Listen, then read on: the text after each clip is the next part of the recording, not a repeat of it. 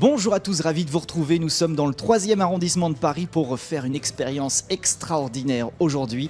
J'ai le plaisir de vous présenter Thierry pour en parler. Bonjour. Bonjour. Thierry, où est-ce que nous sommes? Là, vous êtes chez Aéroclub Simulation. Ça, déjà, le nom, ça me parle, ça me donne envie. De quoi s'agit-il? Il s'agit de proposer aux gens de venir découvrir le monde de l'aviation sur le b.a.-ba du pilotage, c'est-à-dire les avions d'Aéroclub que vous connaissez tous, que vous voyez le dimanche voler lorsqu'il fait beau. Eh bien, on propose ici de venir s'initier sur les avions les plus utilisés en France dans ce type d'installation. Donc ça peut être pour quelqu'un qui a envie d'aller en piloter en vrai plus tard. Ça peut être une première expérience, un premier pas. Absolument, ça peut être un premier pas, on vient s'initier, mais aussi on peut venir se perfectionner, on peut bosser sur des procédures qu'on a du mal à traiter dans le réel, en étant en sécurité. Alors oui, ça c'est pour tout le monde en fait. C'est récent ici. Et oui, début 2018, hein. Oui, absolument. Une très belle idée, ça t'est venu comment? C'est tout simple. Moi je vole depuis 1990, je vole plus depuis 2009. Et je m'ennuyais un petit peu, je peux plus voler, bon, peu importe. Et donc j'ai construit les premiers simulateurs pour moi, pour mon plaisir. Et mes amis pilotes viennent chez moi, Thierry, ton simu c'est super, tu pourrais pas me le prêter, me le louer, tiens je voudrais venir bosser telle procédure. Puis de fil en aiguille, je les ai perfectionnés, je les ai loués, je les ai prêtés et j'en ai fabriqué pour ici. Voilà. Bon là on va pas rentrer dans la technique parce que j'imagine que c'est très complexe parce que ici on va le voir tout à l'heure, on est comme dans un vrai, ça vibre comme dans un vrai avion. L'intérêt de la simu aujourd'hui, grâce à la partie technique qui a vraiment évolué, on peut vraiment faire des machines hyper proches des vrais, quasiment avec très peu de différence. On a vraiment les outils informatiques, du vibreur aux instruments, aux écrans, à la périphérie visuelle, on obtient des choses très très proches du réel. Thierry, on est dans quel type d'avion? Là, tu es dans un avion français, un Robin, c'est la société qui le fabrique, c'est un DR400-120. Il est de 1972 celui-ci, mais il a volé jusqu'en 2015, date de son crash. Il s'est crashé? Celui-ci s'est crashé, mais il n'y a pas eu de décès dans cette Tout accident. va bien. Oui, tout va bien, voilà, on l'a récupéré et on l'a remis en fonction, voilà. Donc ce qui nous permet de voyager un petit peu partout et bien sûr de faire de la simulation puisque c'est le but de notre visite ici et tout le monde peut venir pour s'essayer et piloter pour la première fois. Cette fois-ci on va pas se crasher, il n'y a aucun risque. Là non pour le coup, bien que les crashs puissent être émulés et puis... oui parce qu'on peut le simuler aussi un crash. Oui, on peut simuler le crash et l'avion peut s'abîmer au fur et à mesure que vous l'utilisez. Si vous ne l'utilisez pas correctement, il va s'abîmer et vous aurez des soucis, des difficultés à travailler avec. On va faire attention. Alors, est-ce que tu peux nous expliquer un petit peu tous ces boutons, tous ces écrans, tous ces cadrans? En fait, il y en a de partout. Oui, mais en fait, c'est simple. C'est pas plus compliqué qu'une voiture. Ici, vous avez la vitesse. Donc, c'est comme dans votre véhicule. Ici, vous avez l'horizon artificiel. Ça vous permet de savoir si votre avion est bien plat par rapport au sol. Ça, c'est votre altimètre. Comme son nom l'indique, ça vous donne l'altitude de l'avion par rapport au sol. Ici, vous avez ce qu'on appelle un VOR. C'est des outils de radionavigation. Ça permet en fait de caler l'avion sur une fréquence radio qui correspond à une balise qui est positionnée à un point X à l'endroit où vous allez. Et cela vous donne un cap lorsque vous êtes en cohérence fréquentielle avec l'instrument et la radio. Comme ça, quand on est perdu, quand on est dans le brouillard, on voit rien, on suit cet appareil-là. Oui, ça vous permet de savoir où vous allez en fait. Si la balise se trouve à côté de l'aéroport de Chambéry par exemple, eh bien vous calez la fréquence de l'aéroport de Chambéry, ça va transformer ici ce qu'on appelle la pinule, elle va bouger gauche-droite, vous recalez votre cap de façon à recentrer votre pinule et ensuite vous avez la direction à suivre. Les yeux fermés, presque. Presque. Ici, ça c'est la bille qui permet de savoir, ça permet de régler les pressions à l'avant et à l'arrière de l'avion. Ça, il faut pour compenser ce qu'on appelle les traînées. Ça, c'est votre cap, c'est la direction où vous allez. Ça, c'est le variomètre. Ça vous permet de savoir si vous montez ou si vous descendez. Important, et ça vous permet également de monter en respectant les données constructeurs de l'appareil. Si on monte trop vite, c'est pas bon, ou pas assez vite. C'est ça va dépendre de l'avion. Si vous montez trop fort, vous allez cabrer trop fort, pardon. Et vous allez tomber comme un caillou. Vous allez perdre votre portance et vous allez tomber. Donc, pour cet avion-là, par exemple, c'est un avion qui monte entre 500 et 700 pieds minute. Donc, chaque minute, vous allez franchir X pieds d'altitude. Eh bien, vous allez trouver ici les indications. Génial. Voilà. Ça, c'est pareil, c'est un outil de radionavigation. C'est ce qu'on appelle l'ADF. C'était l'ancêtre de cet instrument-là. Puis après, c'est comme dans votre véhicule, la batterie, le fuel, les pressions, les températures et le compte tour comme dans une voiture. Oui, c'est pas plus compliqué que ça. Et là, c'est une autre machine que tu vas nous présenter. Alors, celle-ci est beaucoup plus pointue que les autres. C'est une machine pour le vol IFR, c'est-à-dire un vol aux instruments. Donc, vous partez d'un point A vers un point B, vous n'avez aucune visibilité, ça n'a pas vraiment d'importance.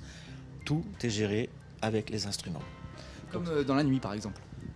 Oui, bien que ça soit une autre qualification également, mais c'est ça. La nuit ou le brouillard. Oui, oui. On voit rien, quoi. Si vous êtes juste titulaire du brevet PPL, VFR, vous ne pouvez pas voler de nuit ou partant sans visibilité. Là, il faut avoir cette qualification supplémentaire. Donc Être là, capable de voler uniquement avec les instruments. on regarde jamais dehors, on regarde que les instruments qui sont ici. Donc beaucoup plus complexe, j'imagine. Oui, c'est une mécanique intellectuelle tout à fait différente. Oui, c'est autre chose.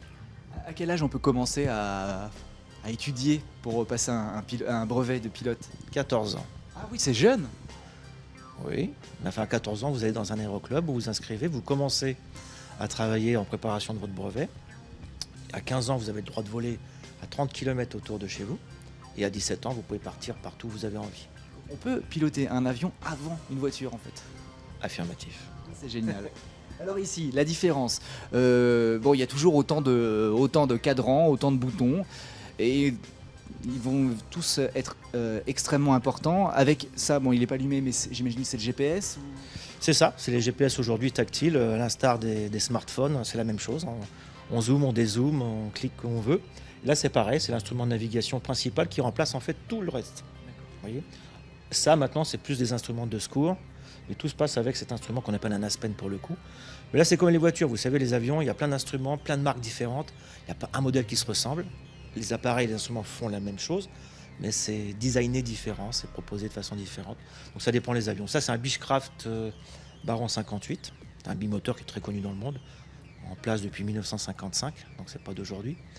Voilà, c'est pour ça qu'il est ici, parce qu'il est vraiment, vraiment connu partout. Quand on vient te voir ici, j'imagine qu'on passe pas directement sur ce genre de modèle. On passe, parce que si on n'a aucune expérience, peut-être on utilise les autres en premier. Oui, totalement. Oui. Ça, c'est vraiment si vous avez déjà une belle qualification en VFR, que vous avez vraiment envie de monter, de vous perfectionner, là on passe au poste IFR.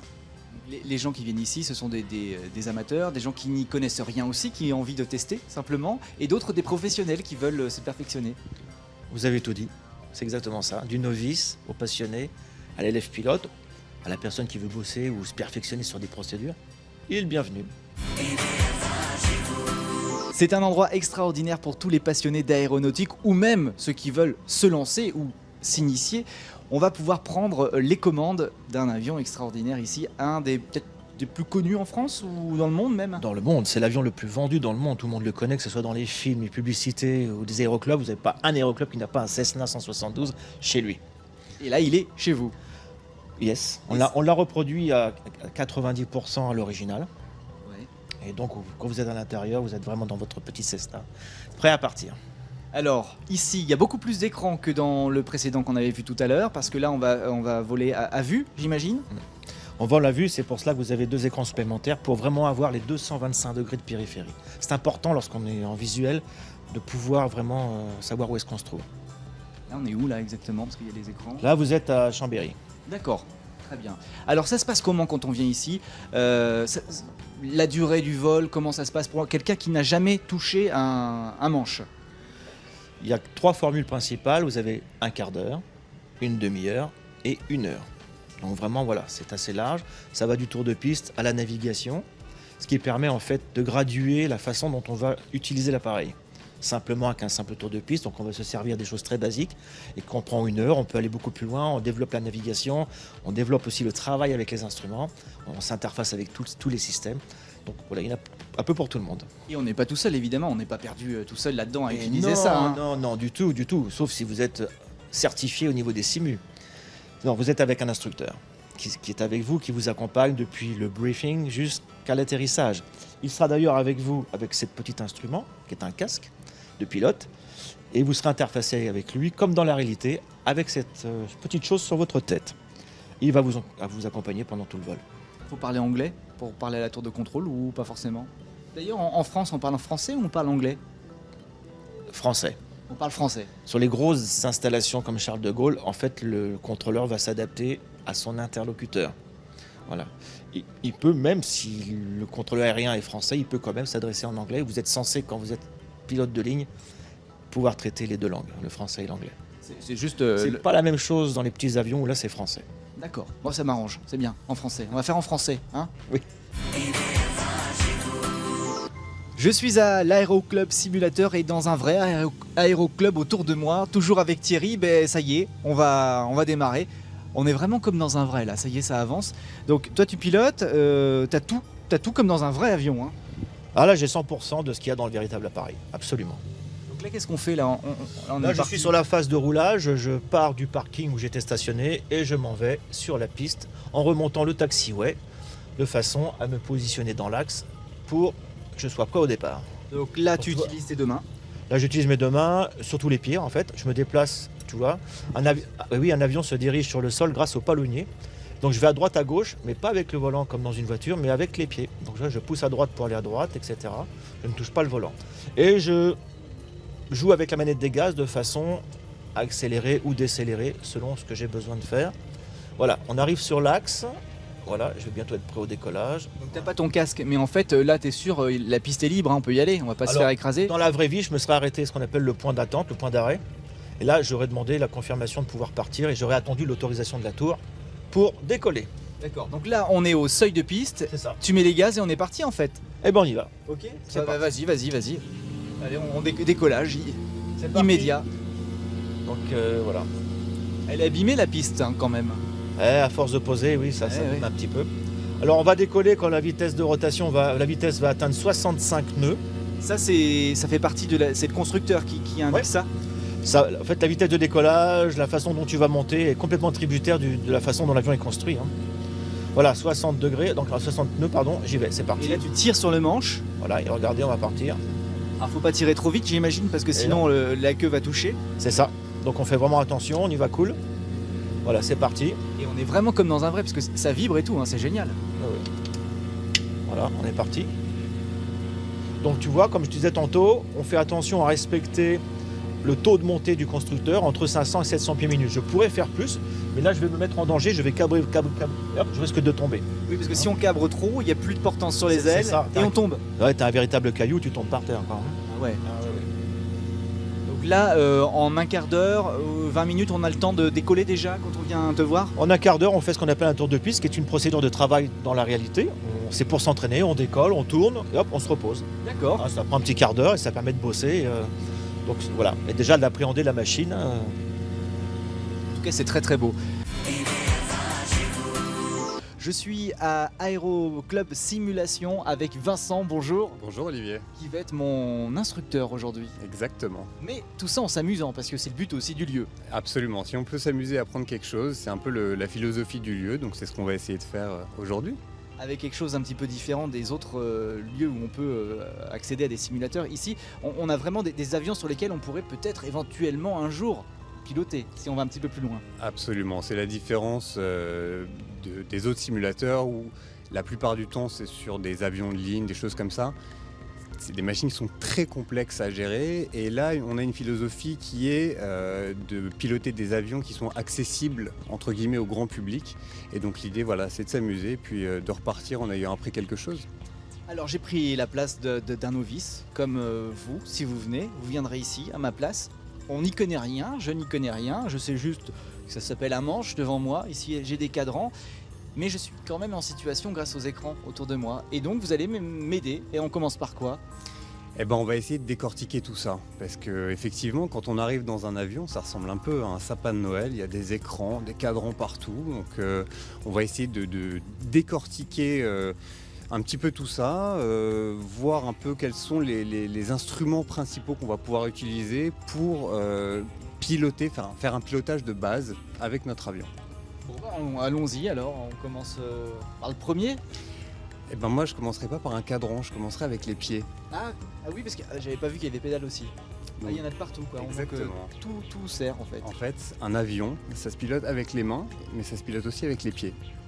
Et en fait, devant toi, On peut Ah bah vas-y, on se tutoie, ça va être plus Oui, facile parce on va décoller ensemble. Exactement, ça simplifiera un peu la communication. Donc devant toi, voilà, tu as 2 pédales qu'on appelle le palonnier. D'accord. Et ouais, ces 2 pédales, elles servent à 2 choses. Elles vont servir à diriger ton avion quand tu vas être sur le sol, un peu comme un guidon de vélo. Et elles vont servir aussi à le freiner. Donc en fait, elles vont bouger de 2 façons différentes. Si tu pousses avec ton talon, tu vas voir que ta jambe gauche remonte sur ta pédale de droite. Et inversement, si tu pousses sur ta jambe gauche, ta jambe droite remonte. En fait, ça fait bouger la roulette de nez de ton avion. D'accord, la petite roue à l'avant. Exactement. Et en fait, ça va te servir à déplacer ton avion, à le guider en tout cas au sol, à droite et à gauche. La deuxième façon, c'est quand tu appuies avec le talon, avec le bout de ton pied, pardon, excuse-moi. Et donc ça sert à freiner ton avion. D'accord, Voilà. c'est le frein. Ok, et les deux en même temps. Les deux en même temps, parce que tu peux faire un freinage symétrique ou asymétrique. Et là, ça joue sur les roues qui sont en dessous. Ça va jouer sur les roues du train principal, exactement. Jusque-là, j'ai bon avec les pieds. Ensuite, on a le manche. Absolument. Que tout le monde connaît à peu près. C'est pas compliqué. On pousse, on descend. On tire, on met son avion à cabrer. Et puis on engage un virage à gauche et à droite.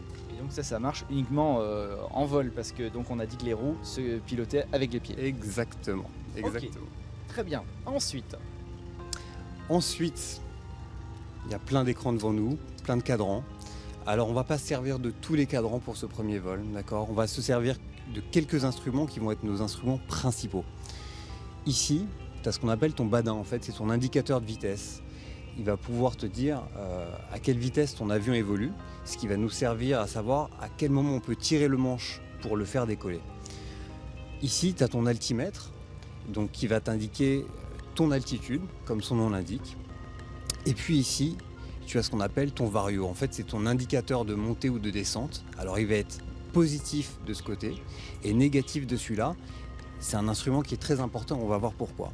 Et puis enfin ici, tu as ton compte-tour, comme n'importe quel véhicule à moteur, en fait, qui va t'indiquer la puissance disponible, la puissance utilisée et la puissance disponible sur ton moteur. Voilà. Ouais, après le reste, on verra ça plus tard, quoi. Le reste, on verra ça plus tard. Ok. Et là, on se trouve où? On est. Là, on est à l'aéroport de Chambéry, D'accord. à côté du lac du Bourget. C'est une très belle région, tu vois, puisqu'il y a plein de lacs et des montagnes tout autour. Donc c'est une région qui est très agréable pour voler parce qu'elle nous offre de beaux paysages. Et ça nous permet de faire quelques navigations puisqu'on a l'aéroport de Genève qui n'est pas très loin, l'aéroport d'Annemasse. Donc ça nous permet de faire des petites évolutions dans cette zone géographique. Le brief, c'est ça, c'est fait. En gros. En gros, c'est Voilà, ça. parce qu'on est là aussi pour s'amuser, pas que pour. Absolument, absolument. On va pas C'est- piloter un vrai c'est avion, l'idée mais on a envie principale. d'y aller quand même. Les conditions du réel font qu'on a un casque normalement, non? Absolument, il est juste derrière toi, tu vois. Tu as le casque là parce qu'en fait, dans ton avion, déjà, il y a toujours beaucoup de bruit. Oui. Donc c'est pas forcément facile de s'entendre entre le pilote, le copilote ou même les passagers. Et puis surtout, tu as des communications à réaliser, que ce soit avec le contrôle aérien ou que ce soit avec les autres pilotes. Donc on se sert du casque pour pouvoir parler à la radio et entre membres d'équipage, on va dire. IDF1 chez vous va prendre son envol dans quelques instants. Et grâce à toi, Vincent, alors ça y est, on a les casques. Et on va pouvoir enfin communiquer entre nous et avec l'extérieur aussi. C'est très bizarre de donner le micro parce que je t'entends pas avec ce micro. Enfin, c'est très bizarre. Mais bon, on va y aller quand On va même. s'adapter. On est dans les conditions du réel. On est donc sur le parking pour l'instant. Absolument. On est sur le parking de l'aéroport de Chambéry. Donc, quelqu'un qui n'a jamais piloté, comme moi, il fait quoi maintenant? Qu'est-ce qu'on fait maintenant? Eh ben, il va falloir s'y mettre. Bah oui, S'y mettre au pilotage. Donc, eh ben, l'idée, en fait, ça va être de guider notre avion du parking où on se trouve, en passant par le taxiway, jusqu'au seuil de piste où on va faire nos essais moteurs et notre décollage. Donc, alors je conduis avec les pieds. Absolument. Tu as ici donc ta manette des gaz pour faire avancer ton avion, hein, puisqu'il n'y a pas de roue motrice, pas comme sur une voiture. Donc tu vas pousser gentiment ta manette des gaz, diriger ton avion avec les pieds pour pouvoir le guider via le taxiway jusqu'au runway. Et ensuite, on va se mettre en configuration décollage et puis on s'alignera sur la piste et on fera notre décollage. Un avion, c'est un petit peu comme un bateau, il y a toujours beaucoup d'inertie, donc il faut anticiper un petit peu. Donc là, tu peux déjà réduire toutes tes gaz, tu vois. Et puis, on va faire un essai de frein. Déjà, tu vas pouvoir appuyer avec tes 2 pieds pour voir si ton avion répond bien. Ah, ça y est, Les freins fonctionnent? oui, c'est bon. Alors, on peut continuer notre petite balade. Tu vas remettre un peu de gaz et puis on va venir emprunter le taxiway qui est sur notre droite, juste ici. Voilà. Avec le talon, tu vas pousser avec ton talon droit. J'ai Voilà. trop ralenti. N'hésite pas à remettre des gaz. Est-ce que tu veux que je gère les gaz? Allez, vas-y, vas-y. Et moi je vais tourne. gérer les gaz comme ça, toi tu gères le micro Ouais, ok, et moi je gère les gaz de notre avion. super. Voilà, bah écoute, c'est parfait. Tu peux appuyer encore un peu plus fort sur ton pied droit. Encore. L'idée c'est d'avoir en fait, si tu veux, la ligne jaune au centre de notre avion. Donc on va suivre cette ligne jaune. Voilà, parfait. On va tourner sur notre gauche. Alors on va suivre la ligne À la jaune gauche qui part à gauche, absolument. Pardon. Cette gauche-là. Pardon. J'étais parti à droite là. Il n'y a pas de souci. Ah oui. Je vais. Hop. Ah, c'est pas mal. Voilà, on continue. Bah, tu te débrouilles très bien. Ouais, merci. C'est parfait. Ah, je vais dans le fossé. Un Hop peu là. gauche. On va pas tondre l'herbe tout de suite. Ouais. Voilà, on continue. Et puis tu vas voir, il va y avoir 2 lignes jaunes perpendiculaires, ce qui s'appelle le point d'attente. Donc là, on va se mettre en configuration décollage. Hop, je réduis les gaz, on appuie à droite. Ici, hop. Parfait. Et là, je freine. Et on freine et on va mettre notre avion en configuration de décollage. D'accord. Et là, on va pouvoir décoller. Bientôt. Absolument. Avec l'autorisation du contrôle, bien sûr. Allez, c'est parti. On y va. Ok. Les gaz à fond. Ouais, absolument. Et hop. À fond. Voilà, tu maintiens ta main dessus. Oui. Ok. Et J'attends maintenant, ici à on 70. commence la checklist. Tu vois, alors, la puissance est disponible, oui. Oui. On va remettre un peu de pied à droite tout de suite, on Ah va oui, pas parce le que- laisser partir à gauche. Ouais. Ok. Le badin est actif. Ok. On n'a pas d'alarme. Et ben on maintient le décollage. D'accord. Alors je vais faire les annonces, tu vois, là on est à 40 nœuds. 50 nœuds. 60 nœuds. Je peux y aller. Et ben tu vas commencer à pouvoir tirer tout doucement. Ok, c'est parfait. Tu tires doucement et on va faire une montée dans l'axe. Super. Ok. Vario positif, Voilà. tu peux rentrer ton train d'atterrissage tout de suite. Alors là, c'était Il ce est là. bouton-là. Parfait. Là, tu vois, on essaie de faire une montée qui respecte 500 à 1000 pieds par minute. Donc, tu vas pouvoir repousser un petit peu et remettre ton avion dans l'axe. C'est D'accord. parfait. Ok, pas plus que ça. Ouais. 300 pieds sol, on va remonter les volets. Hop. Volet rentrée symétrique. Et on va reprendre la montée, tu vois, parce que là, Là, on je vient suis de en- passer en ouais. négatif. Ah oui, il faut que je Ça veut remonte dire un peu. qu'on commence à descendre. Ok. On remet notre avion les ailes à plat. On essaie de garder bien l'axe de piste. Et puis, en fait, on va aller intercepter notre palier de croisière. D'accord? Ah. Notre palier de croisière, il est à 2100 pieds. Donc on regarde bien l'altimètre et on surveille bien le vario, tu vois, parce que si la montée est trop importante, Ouais. on casse la vitesse Ah oui, c'est pas et bon. on risque le décrochage. Voilà. C'est parfait, tu te débrouilles comme un chef. Voilà, merci. Et puis on va refaire un virage par la droite. À 90 degrés, on va venir se mettre parallèle à nos pistes en fait. D'accord. L'idée, c'est de ne pas être ni convergent ni divergent. On va essayer vraiment d'être le plus parallèle possible. Ok. Voilà, on n'incline pas trop, c'est pas mal.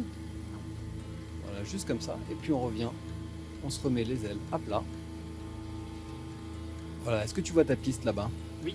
Ok. Et ben l'idée, en fait, ça va être de naviguer de façon parallèle à ta piste. On va pas revenir dessus directement. D'accord. On va faire ce qu'on appelle un tour de piste. Ah oui. En fait, on va décrire une sorte de rectangle autour du terrain depuis lequel on est parti. Alors regarde, on surveille bien l'altitude. Ouais. L'idée, c'est qu'on reste bien à 2100 pieds parce que tout ça, c'est réglementé en fait. D'accord. Je peux pas dépasser. Non, en fait, chaque terrain a son altitude pour faire son tour de piste. Ben voilà, c'est très bien. Alors là, tu vas pouvoir compenser ton avion parce que j'ai l'impression qu'il a tendance à vouloir partir à chaque fois en l'air. Ouais. Donc tu as ce qu'on appelle le compensateur juste ici. Tu vas pouvoir, voilà, non, plutôt dans l'autre sens parce que là, tu vas le faire monter. Ouais. Regarde, on va y aller voilà, un peu plus comme ça. Et regarde, normalement, tu n'as plus trop d'efforts à faire. Ton avion, il va maintenir son altitude tout seul. Ah oui, c'est beaucoup plus facile. C'est une ça. sorte d'aide au pilotage, hein, une D'accord. sorte de petit pilote automatique. C'est l'ancêtre du pilote automatique. Alors maintenant, nous, on a des choses à faire. Parce que c'est pas tout, mais il y a plein de procédures à respecter en avion. Donc, on va allumer ce qu'on appelle la réchauffe Airbus. C'est le petit bouton qui est juste là. Tu vas le tirer vers toi. Voilà, c'est parfait. Et on va réduire encore un petit peu la vitesse. Ah, là, tu viens de l'augmenter. Voilà, super. C'est parfait. Au niveau de l'axe, on est pas mal. Ouais. Et on va va venir se présenter sur notre piste. Alors au dernier moment, il faudra que tu tires un petit peu les commandes vers toi, c'est ce qu'on appelle l'arrondi. Oui. Pour essayer de soulager le train d'atterrissage, surtout sur le nez de l'avion, puis pas le casser aussi contre la piste. Les lumières sont rouges, c'est pas grave. Idéalement, il faudrait qu'on ait 2 blanches de rouge comme maintenant. Voilà, Ouais. on va pouvoir reprendre notre descente. Voilà, là on est plutôt bien dans l'axe. Attention, on part trop à droite, on corrige tout de suite, on ne laisse pas s'échapper.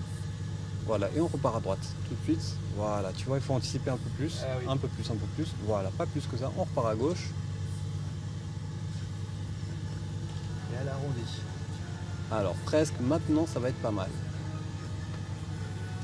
Pas trop, hop, on repousse. On va y arriver. Ouais. Allez, tire. Ah, Il était un peu brutal. Heureusement, on est sur un simul, ça va. ouais. Ok, Et là- et maintenant tu vas pouvoir jouer avec le palonnier et puis freiner. Voilà, super. On met un peu de pied à gauche. Parfait, on maintient dans l'axe de piste. Et on freine avec les 2 pieds, comme ça on fait un freinage symétrique. Parfait, et puis tu vois, on arrive juste pile au niveau de la sortie. Voilà. On va pouvoir rentrer nos volets, la réchauffe, et puis on va suivre la ligne du taxi pour se mettre sur la sortie. Bah voilà, magnifique. Nickel. Ça va, t'as pas trop le mal de l'air? Pas du tout. Superbe. Voilà. Eh ben merci beaucoup. Avec grand plaisir. Eh ben ça c'est bien passé et c'est comme ça avec tout le monde. Ça dure dans la réalité à peu près un quart d'heure. Ouais, tu peux me rendre le micro, voire plus, une demi-heure, 1 heure en fonction de ses envies. Toujours. On choisit aussi, on peut choisir l'aéroport. Si les gens ont une envie particulière, s'ils ont envie de survoler une région, s'ils sont élèves pilotes ou qu'ils ont déjà volé dans une région, qu'ils ont envie de la retrouver, on peut tout à fait la retrouver. C'est un peu l'avantage de la simulation, c'est qu'on va où on veut et puis on a un peu la météo qu'on veut aussi. En tout cas, une très belle expérience. Merci infiniment Avec grand plaisir. à toi et à Thierry que j'ai vu hier. Et puis on reviendra prochainement parce qu'il y a toujours plein de choses à faire. Donc les tarifs en plus sont tout à fait abordables. Ça peut être une bonne idée de cadeau pour un anniversaire, Pour Noël qui arrive bientôt aussi, par exemple. aussi. Voilà. Ça se trouve juste à côté de la place de la République et je vous conseille vivement. À très bientôt, merci. À bientôt Olivier, merci. Merci à vous de nous avoir suivis. On se retrouve dans un avion, dans une voiture, dans un bus ou dans un musée très prochainement sur IDF1. Bonne soirée, à bientôt.